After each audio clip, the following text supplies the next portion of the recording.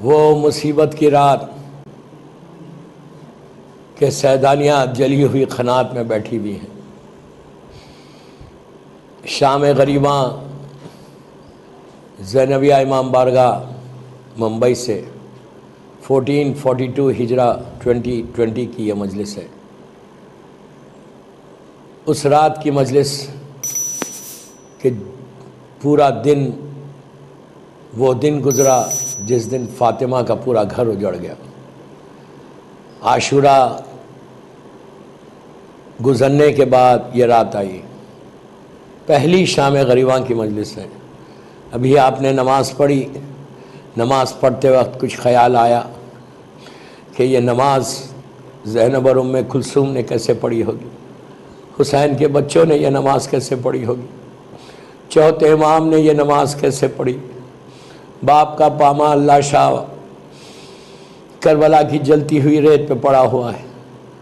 دوستو, یہ وہ رات ہے کہ اس رات کو غریبوں کی رات بھی کہتے, شام غریباں بھی کہتے. بہت تھکے ہوئے ہیں آپ لوگ. عزاداری کرنے کے بعد, یہ رات کی مجلس کے بعد ہر آدمی اپنے اپنے گھر میں آرام کرتا ہے. اس لیے آرام کرتا ہے کہ تھکا ہوا ہے. لیکن آج حسین کے بچے کہاں سوئیں گے؟ وہ جلتی ہوئی ریت ہے. سیدانیہ آج کہاں آرام کریں گی؟ کل سب موجود تھے, آج خیام حسینی میں آگ لگ گئی. میں نے کتنی آسانی سے یہ جملہ بولا, صرف تصور شرط ہے کہ سیدانیوں کے خیموں میں آگ لگ گئی. دوستو, اور وہ ایسی آگ تھی کہ چوتھے امام سے کربلا کے کچھ عرصے کے بعد مقام نینوا کے لوگ مدینہ منورہ آئے تھے, اور آنے کے بعد ان لوگوں نے چوتھے امام سے کچھ سوالات کیے. اس کے بعد ایک سوال کیا کہ مولا یہ بتائیے کہ جب خیمے جلے شام غریبہ میں تو حسین کے بچے باہر کیسے آئے؟ دوستو, یہ سننا تھا. امام کا یہ حال ہوا, تڑپ کے رونے لگے, آنکھوں میں آنسو آ گئے, چہرہ سرخ ہو گیا.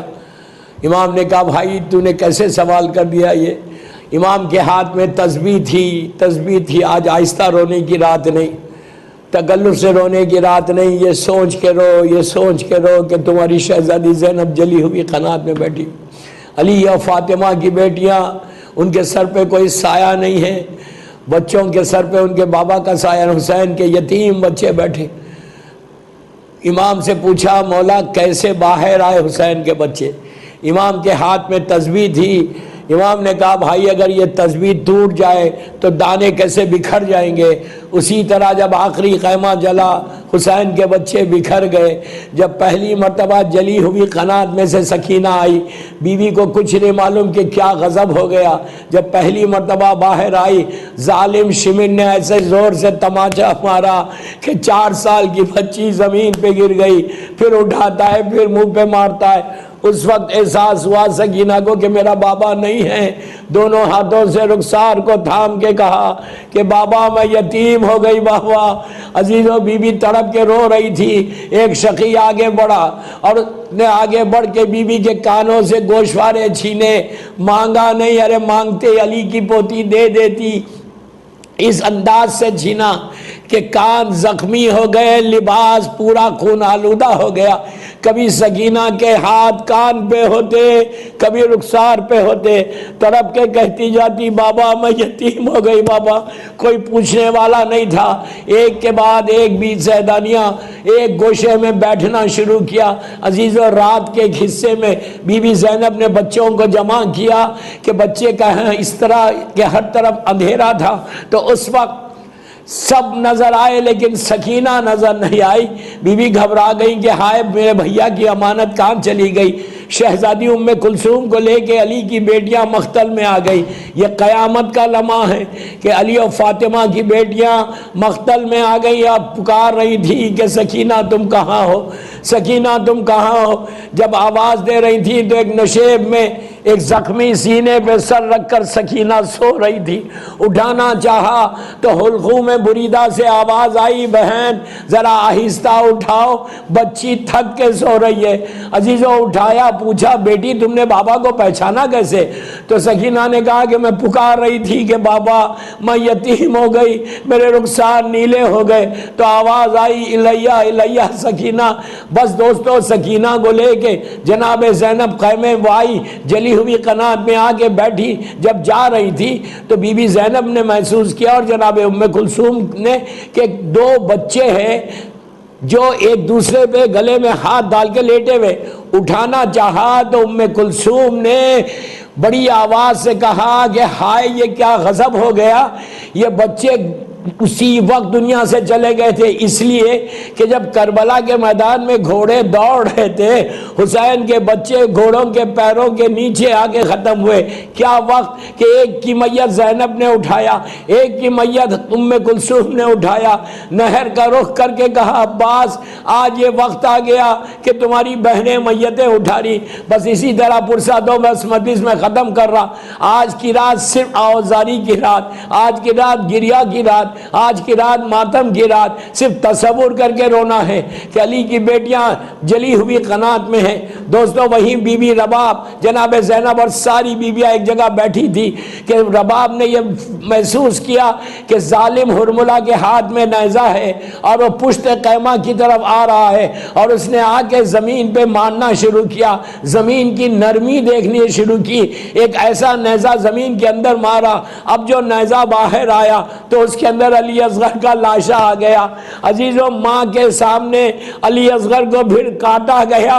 رباب فریاد کرتی رہی کہ ہائے یہ میرا لال ہے جس کو حسین نے دفن کیا تھا، لیکن ظالموں نے نکال کے پھر ذبح کیا۔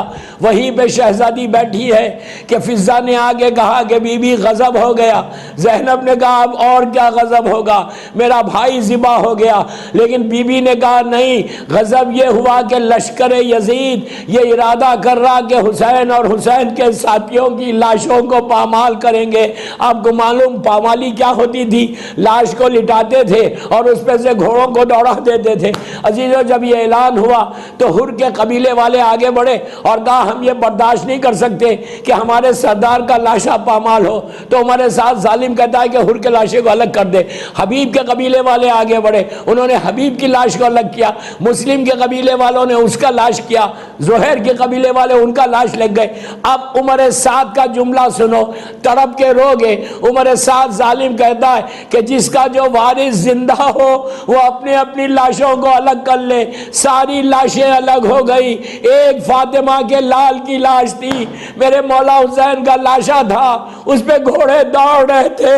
زینب یہ منظر دیکھ کے مدینے کا رخ کر کے فریاد کر رہی تھی کہ نانا یہ آپ کا حسین ہے جس کا لاشا پامال کیا جا رہا۔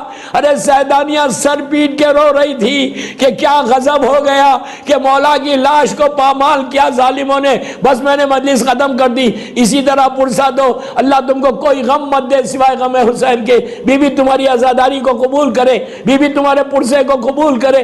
بس آخری منزل کہ زینب بیٹھی ہوئی ہے، سیدانیہ بیٹھی ہوئی ہے، آپ سوچو کہ کس حال میں بیٹھی ہوں گی۔ ارے اتنا سر پہ سایہ ہے، ہر طرف میدان میں لاشیں ہیں، جلی ہوئی قنات ہے، بی بی بیٹھی ہوئی ہے کہ زینب نے محسوس کیا کہ سامنے سے ایک سوار آ رہا، اور وہ سوار بھی ایسا ہے کہ جس کے چہرے پہ نقاب ہے، اور یہ اس طرف آ رہا جب سیدانیہ بیٹھی ہوئی تھی۔ زینب نے کب پکار کے کہا کہ آنے والے اب ہمارے پاس کچھ نہیں رہا، ہمارے بچے تک کے سورے حسین شہید کر دیے گئے، جو کچھ تھا ان لوگوں نے لوٹ لیا، اب جو لینا ہے کل صبح آ کے لینا۔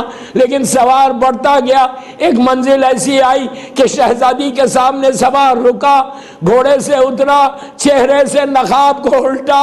زینب کا دل پھٹ گیا، یقین نہیں آیا کہ سامنے بابا علی کھڑے ہوئے ہیں۔ بیٹی نے اپنے دونوں ہاتھ باپ کے گلے میں ڈال دیا، کہا بابا آپ آئے بابا، جب میرا حسین ذبح ہو گیا، میرا عباس شہید ہو گیا، بابا ہم لٹ گئے۔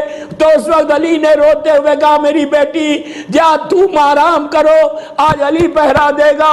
دوستو یہ وہ لمحہ تھا کہ زینب نے امام علی سے ایک ایک کی فریاد کرتے ہوئے کہا بابا میں دیکھتی رہی میرے بھیا کا لاشا پامال ہو گیا، بابا میں دیکھتی رہی کہ کوئی حسین کا بچانے والا نہیں تھا، میری آنکھوں کے سامنے حسین کے سوکھے گلے پر خنجر چل گیا، ارے میں فریاد کرتی رہی لیکن ظالم میرے بھیا کی خون بھری تصویر کو لے کر چلا گیا۔